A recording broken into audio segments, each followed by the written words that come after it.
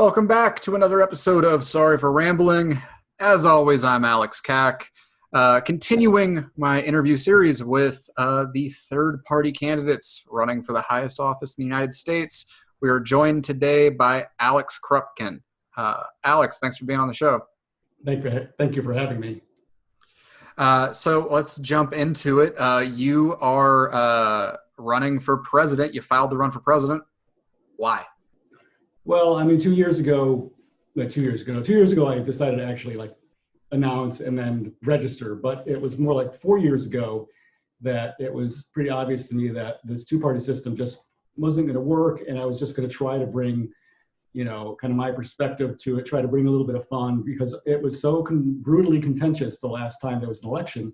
And I was just the idea was to try to bring fun into it. How do you define fun in a political sense? I think just, a lack of constant contentiousness. It's putting down your anger, I think, more than anything, and just kind of trying to relax and address the situation, address the problems, and fix them without having all of this past hateful baggage that seems to be so much of our modern political system. So in the spirit of fun, you're forming your own party. You call it the Fun Party. Your mascot is a Triceratops. What can you tell us about the Fun Party? Do you have any other members? Do you have any platform planks that you want to discuss? Well, I mean, part of the idea was that eventually this would, catch on and it would be a big enough entity in order to actually create a party, a political party. And, going in, I realized that there was just a huge amount of work to actually do that. And my original intention was to try to register as a political party in a few states here and there, just to try to create more, the idea, was to create hopefully just in Oregon and maybe Colorado, Arizona, New Mexico, places with populations kind of under 10 million as far as states are concerned. And so that they could, as individual states, use the Fun Party to kind of concentrate their power as a state separate from other people in order to influence the election. And as far as where the Fun Party went, it's still kind of there. The principles are still there, but as a formal party of creating a real third party, that's going to have to happen in the next election if I don't get elected, of course, which is highly unlikely. But let's backtrack that a little bit because it is obviously it is fairly unlikely that you would win. But are you seriously pursuing the presidency? Yeah, I mean, I think that when I started out on this, the idea was that in order to affect the amount of social, political, economic, everything change that most people, I'd say 60% or more of America wants, they'd have to get together and just go in a completely different direction. And why couldn't that direction be a fun direction? I hope I answered the question there. Is that what, if you want, re-ask me. No, I mean, go for it. You mentioned 60% of America wanting a different direction. Is that just kind of a hypothetical 60%, or is that, did you get that number from somewhere? I mean, if you look at basically trends, 20% of America is pretty far left, 20% pretty far right, and that leaves 40 in the middle. And while it's true that they tend to waver quite a bit, as far as where they go, it's that 40, that 60%, it's actually, sorry, I probably should have said 30, 30, 40. So it's 30 left, 30 right, 40 middle, or even 60, somewhere in that area. Thanks, sorry for rambling. But the idea is that most people are generally dissatisfied with the way things are going. And they're just kind of like stuck with having to vote left or right, or, one, or basically with this two-choice system. And so I think that's where the number comes from, is just the kind of general understanding that, in everyday life, when you talk to people, it's like, if it was a real possibility, which it is, for somebody completely different to be elected president, then they would do that if it didn't sacrifice the possibility that the other side, whatever other means to them, gets an advantage because votes are taken away from basically not the other guy. I wanted to go back to this kind of idea of the Fun Party. You chose the Triceratops as the symbol for the party. What made you choose that specifically? I had all these different ideas, and then one day it just came to me. It was like Triceratops. It's like it made sense because there were three different branches of government, and now there would be three parties. And when you talk about Triceratops, nobody on the planet who's living today has ever been gored by a Triceratops. There's no negative memories, and most people have kind of a fun childhood memory associated with dinosaurs and Triceratops. So it went with just the whole theme, and it just dovetailed perfectly, I guess, as dovetail as a Triceratops can be.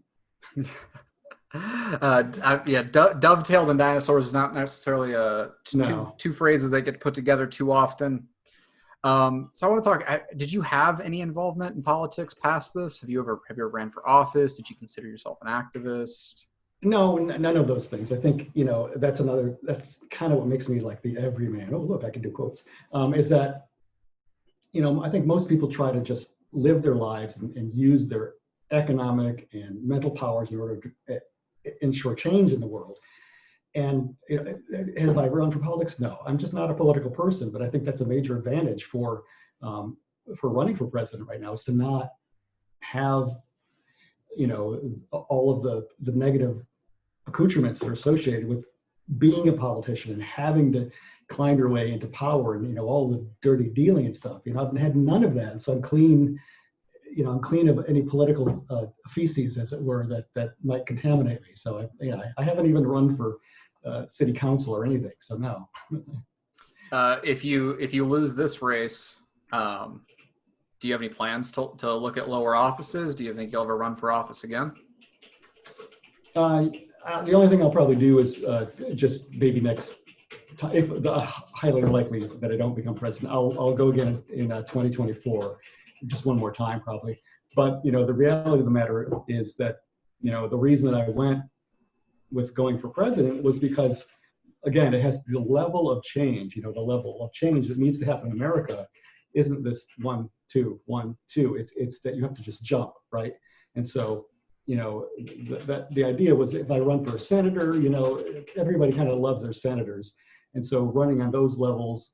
And I'm not a hometown kiss ass, and so that makes it very difficult for me to be really any, I'm not a political, social butterfly person like that. And so, it just made sense to just, the amount of change that needs to happen is represented by me being president.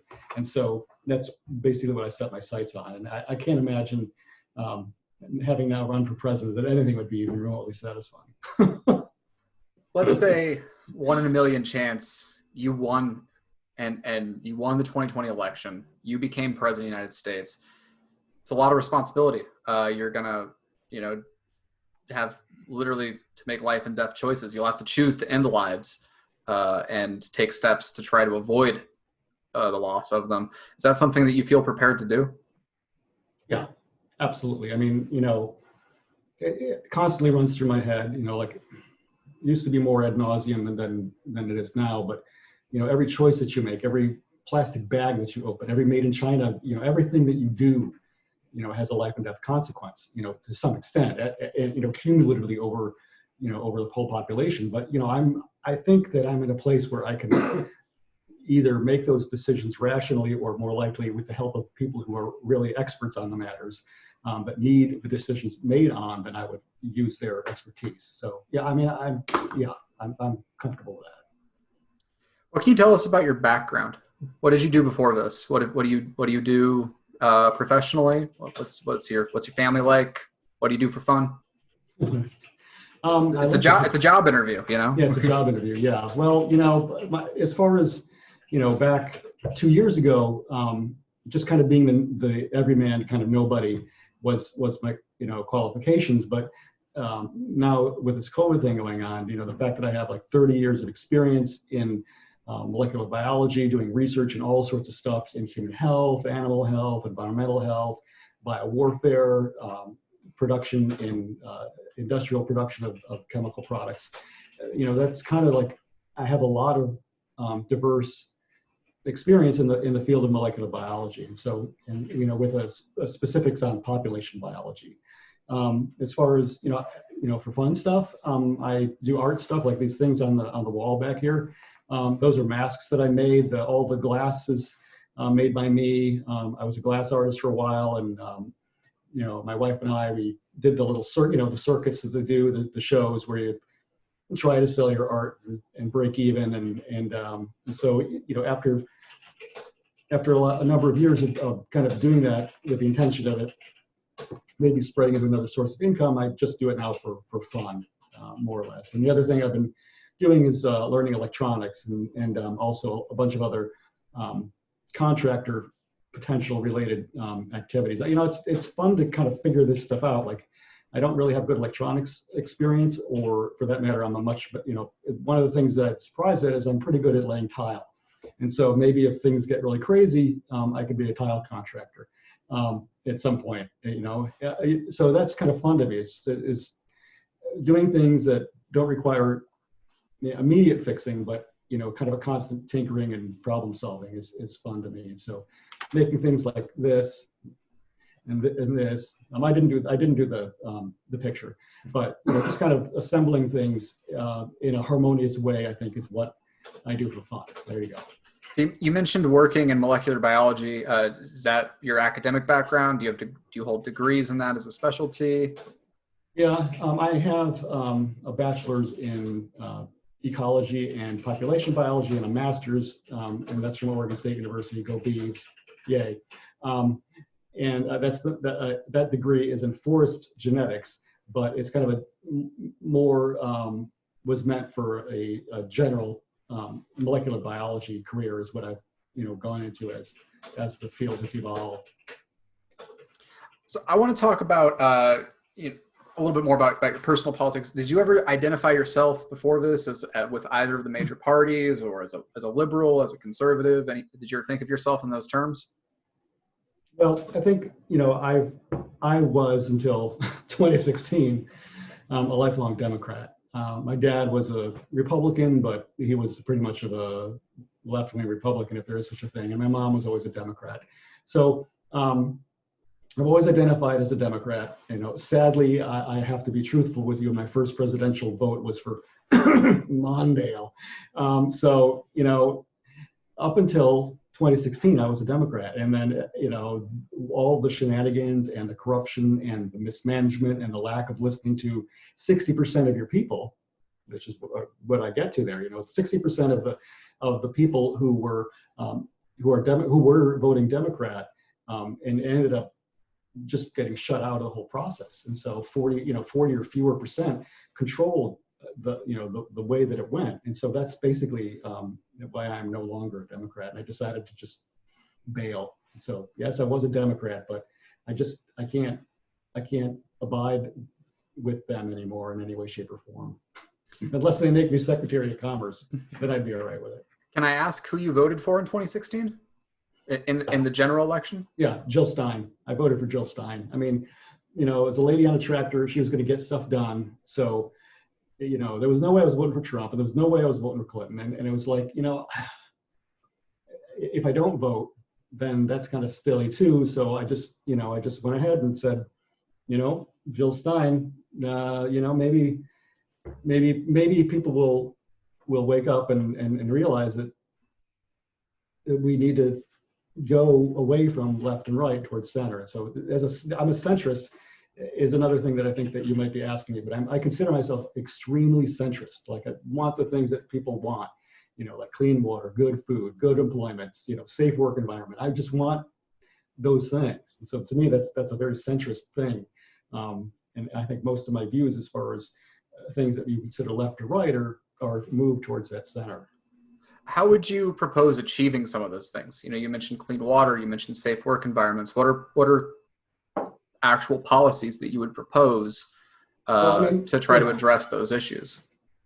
Well, clean water, is a major issue because with clean water comes better health, better economy. It's kind of a keystone. So that being the case, you use the resources that you have available in order to direct effort, money towards those goals. And so, like the U.S. Forest Service, for example, instead of being their primary goal being the number of board feet per year, it's to manage for water and water retention and ecosystems, because it doesn't do anybody any good if everything's on fire all the time. So having basically the water, the rainfall, and having those forests and their natural processes, and the streams that they're associated with, clean the water for us and provide us with clean water. It's basically taking, or the U.S. Fish and Wildlife Service, using some of the people they have on the ground and ask the question, like, how do we clean this up?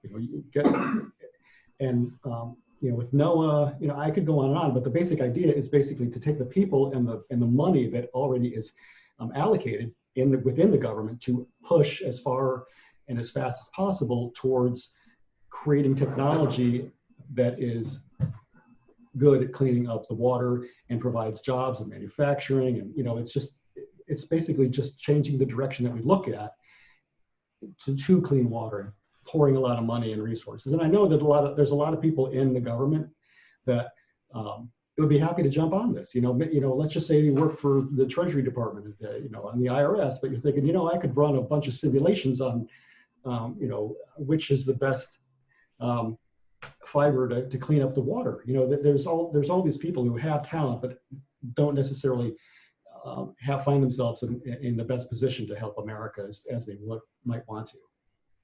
Hope that answers that question. Yeah, absolutely. I want to keep kind of moving through some of your views here. Yeah. I was looking at your Facebook page before this. Yeah.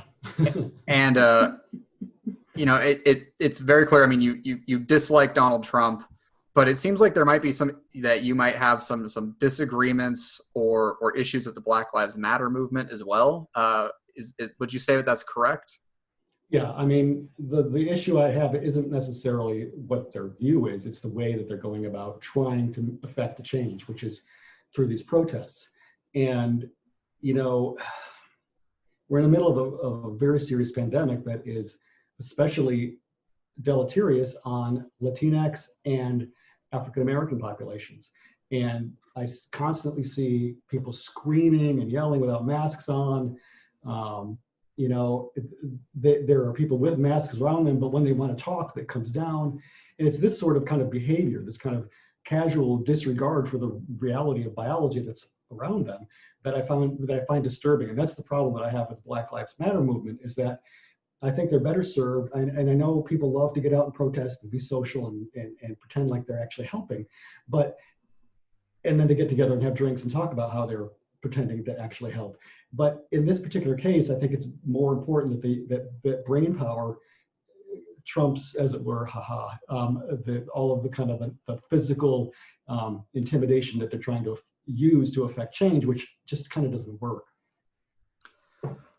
So, I mean, what would you prefer to see from these movements? Because I think, the story of America, at least in the modern era, is that protests work, but they tend to work as far as bringing awareness to topics that much of the country might have been ignoring otherwise, and especially in regards to civil rights, whether it's the African American community, or what we saw with farm workers in California, or the LGBTQ community during the 80s with HIV and AIDS. Yeah. I think that, there had to be policies, based to resolve them, the brain power you're saying, but a lot of times they came about because of these mass movements of people. What would you alternatively propose in the COVID pandemic as a way to get that same attention? Well, I mean, I think, a lot of when you see the people being interviewed on the TV or whatnot, they're talking about changing the way that the government works, with the police work. And so what I'm not seeing, and maybe I'm not looking for it, but I think there needs to be effectively a marketing effort to display an agreement among all African Americans and Latinxs as to what it is. What do you define as public safety? I want to see consensus. I want to see budget proposals.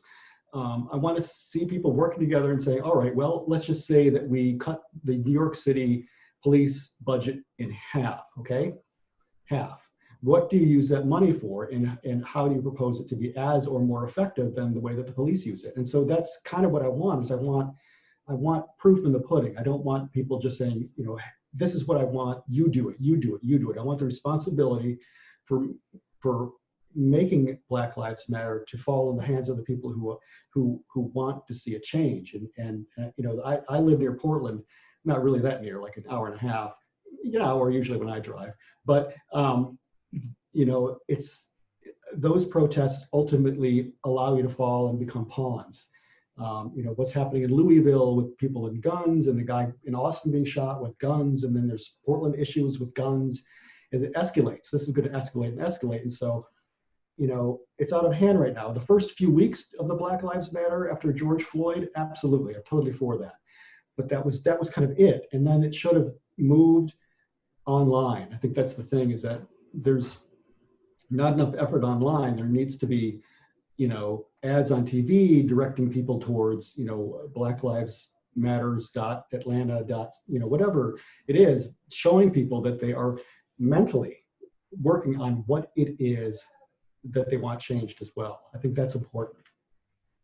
Well, you know, you mentioned consensus amongst against certain population segments, but you know, I mean, that's kind of impossible. I mean, racial groups aren't monolithic, you know, and the issue of police brutality, while it disproportionately affects those communities, we've seen that over decades, it affects almost the entire population of the United States to some degree.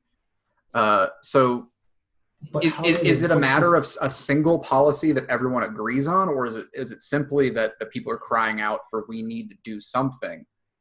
And to their elected representatives are saying, make a change and show us that you're doing it. I don't expect there to be a complete and total consensus, but I imagine that if every single major city, NFL city for that, you know, whatever, if every major city that had an NFL team came up with a list of 10 things that they absolutely wanted to see changed, like the way that this, and this happened, that there would at least, you know, then you could rank them, and then you could say, all right, well, according to 50 different cities around the United States, according to the people who are involved in the Black Lives Matter movement, these are the changes that you want to see in the police bureau. And they're not always going to be the same, but that's where you get this kind of, for lack of a better, you know, term, you get this kind of metrics consensus where everybody, to some extent, agrees that, all right, well, that's important. We know that. For one person, it's going to be number 1, and another person, it's going to be number 20.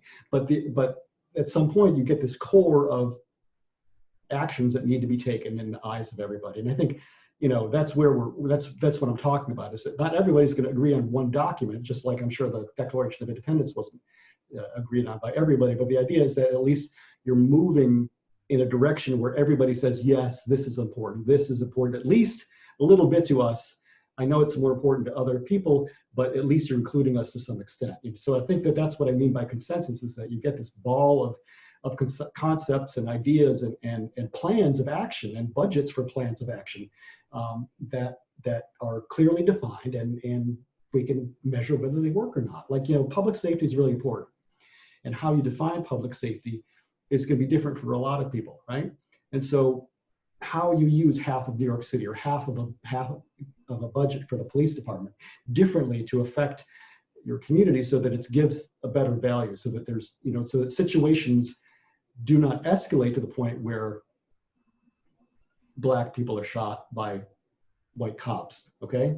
You know, and what we know, that there's institutionalized racism, and it's just not going to go away immediately, because that sort of thing gets resistant. But at least, you know, the idea is to work kind of within the confines of what we have before, of the resources we have before us. So, you know, I don't think it's a good idea to fire half the cops in America, but there's no reason why they couldn't be retrained or work with other people to meet the goals that are put before them for the public safety, for the good of the public. Well, talking about, for example, some of the hard policies that are there right now, I think that the two that get talked about probably the most, you know, one is the 8 that can't wait, which is the kind of 8 reforms that could be implemented fairly easily in departments that they believe would reduce some violence, things like banning chokeholds, et cetera.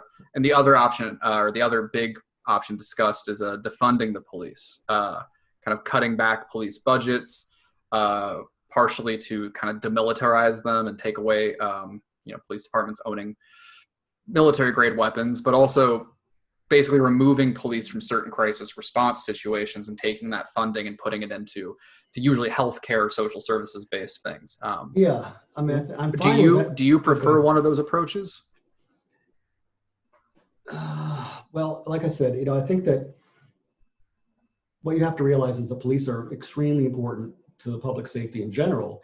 And sure, not all the stuff that they do is great, but if you look at the Portland situation, where there were 25,000 people like last Saturday, it was crazy. And the thing is, when things get out of hand, which they often do, when you have people in large crowds like that, eventually, when there are people brandishing weapons, when there are people threatening each other with physical harm,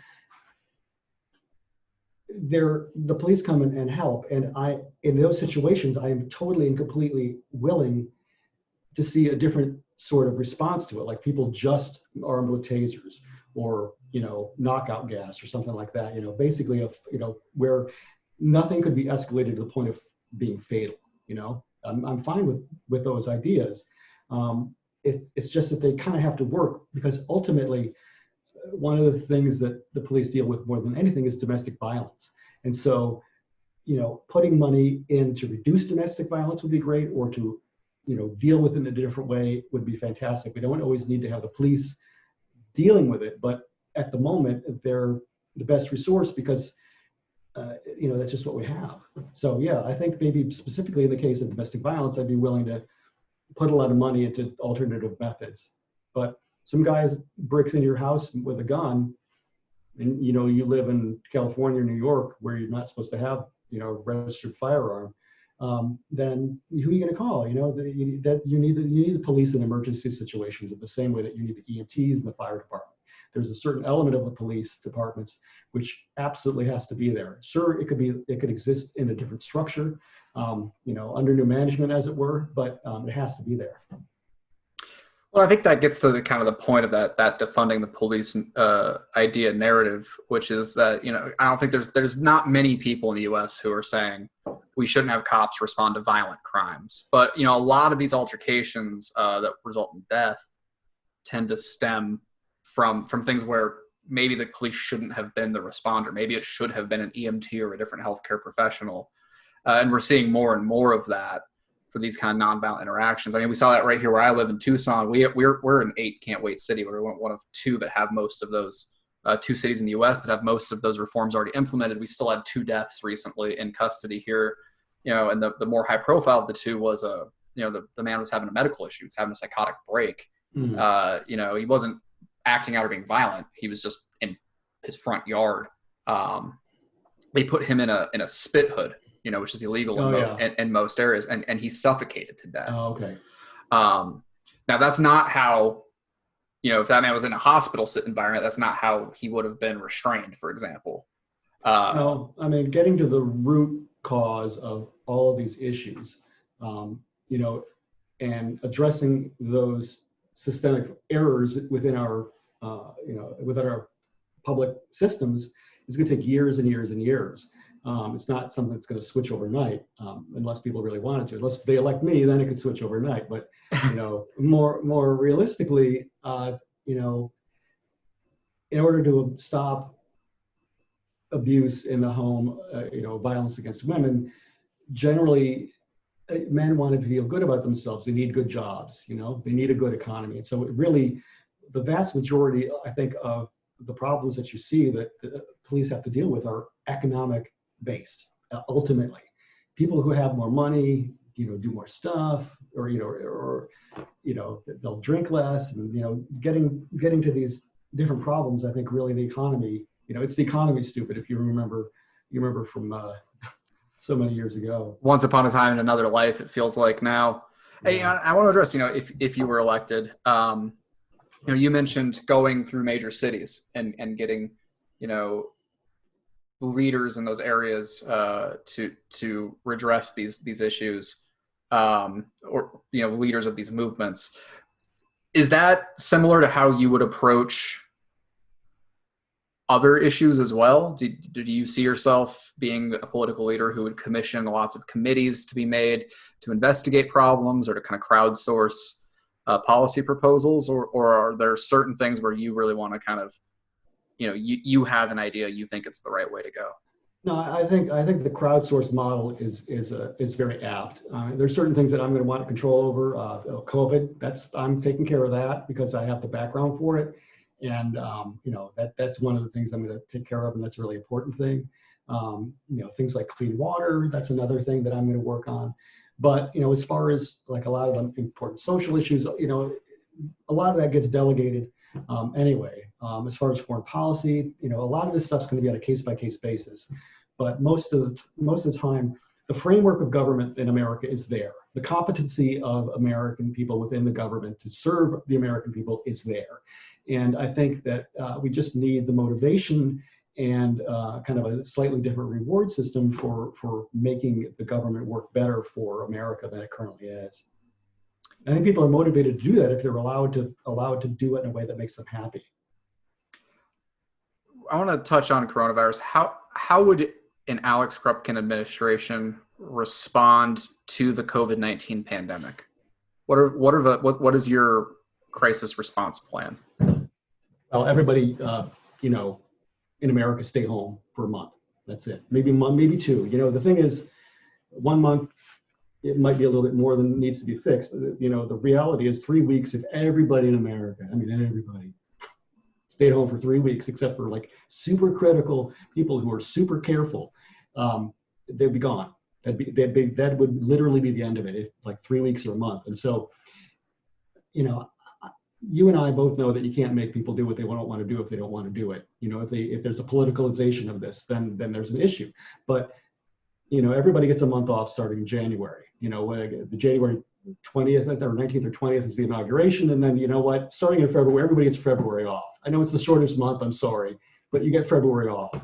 And that's the crisis response. And part of that, the crisis response is lining up what people need. We're going to work with whoever wants to work with us. Everybody gets their toilet paper, their food, their water, everything they could want for a month off.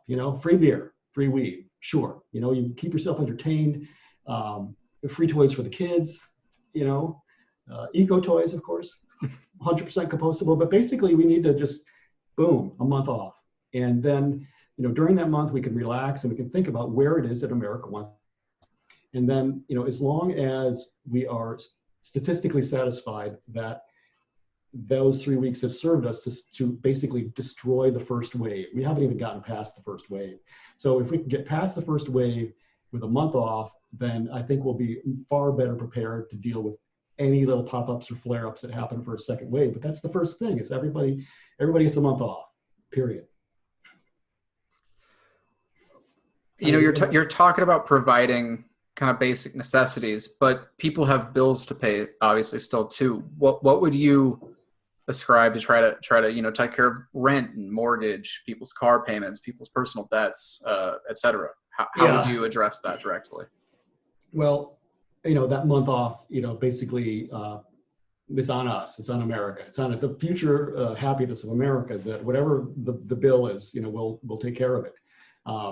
And I know economically that doesn't work out perfectly, but we'll try to do that as best we can. Somebody who has a $40,000 a month rent mansion, probably not going to get their $40,000 a month rent for that. But we're basically going to probably provide maybe a one-time $5K payment for everybody above the age of 12 to use as they wish.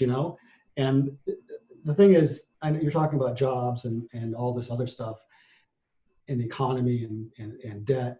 And in order, this is the thing, not only do we need to take care of COVID, but we need to be very realistic about what our economy is going to look like in 10 years. Because most people will not have to work. And most people, the state's going to have, there's going to be a system in place, kind of like I'm talking about, where the state will take care of you at a minimum. Right? There's a minimum level, there you go, right there, that I keep thinking state, that the country is going to take care of you. And if you want to be an electrical engineer and the best one in the world, then you get more money, you get more incentive. But we need to move into that direction because of the automation, and if this COVID thing seems to be another issue, there's going to be a lot of people who are just going to permanently work at home. And we need to transition to basically the complete Star Trek leisure sort of economy that is before us. I mean, we have the technology to do it, and how we get there as quickly as we can is not something that I am able to grasp at the moment. But I think that everybody agrees that they want to move in that direction, kind of in a different world where things operate differently. You don't have to go to work. You don't have to, most jobs, like I said, most automation is going to take care of, all the fast food, a lot of the crappy, work that people are doing now people are scraping by on, those are going to be gone. And so, that universal kind of idea, universal care, for every American is just something we have to be able to create, provide everybody with 1,500 calories of food every day and, decent water, perfectly clean water and, a place to live and all so forth and so on. And we need to create and build that world. And the first jobs that we're going to have are to literally build that world. And so if you are a person who's got trade skills, like I said, like, plumbing or electrical or tile, you're going to be valuable because we're literally going to have to build the future, because what the infrastructure that we have, the way that it exists now, just isn't going to work anymore.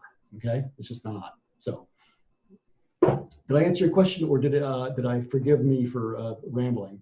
That's literally in the title of the show. And yeah, no, I think you answered it. I mean, and you referenced Star Trek, which is one of my favorite programs, and actually a huge political inspiration to me.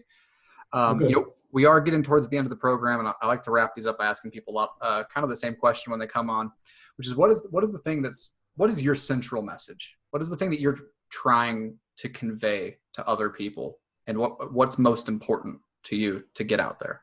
Yeah, I think the thing is that, in this day and age, at this point we are right now, is that this may be the last opportunity that Americans or humanity really has control over itself. I mean that kind of on a biological, everything sort of level, And so, and as you know, the main thing I want to say is that the amount of change in America is equivalent, mathematically, if you want to ask data that question, is equivalent to me being president of the United States. If you look at me, hear my inflections. I'm just like a normal guy trying, when I was originally trying to become into biology, my hope was to help people's health, human health. And so that's basically my goal as a president, is to increase America's healthiness and happiness. And so if you in America have the desire for that in the future, then you can write me in November. That's basically where we're headed. It's way too late for me to be to be a political party anywhere. And so the miracle of the nobody becoming president is the miracle of America kind of redefining itself right now. And that's the final message: is if a Krupkin presidency represents the world that you really want. It's not. I don't have an ego. I'm not going to be like, I'm not going to go yell at the Chinese and the Russians or whatever. I know we're going to try to get along and make the world, and America specifically, far better than it is right now for everybody and into the future. And that starts with clean water. All right. And and COVID safety.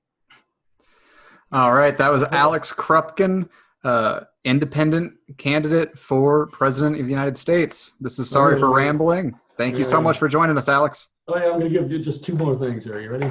Go for it. Here's if you want, I'll show you my swag here. Here you go.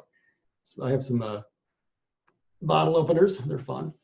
And I'm just going to do this because it's super old fashioned. So if you want to call me, there's my number.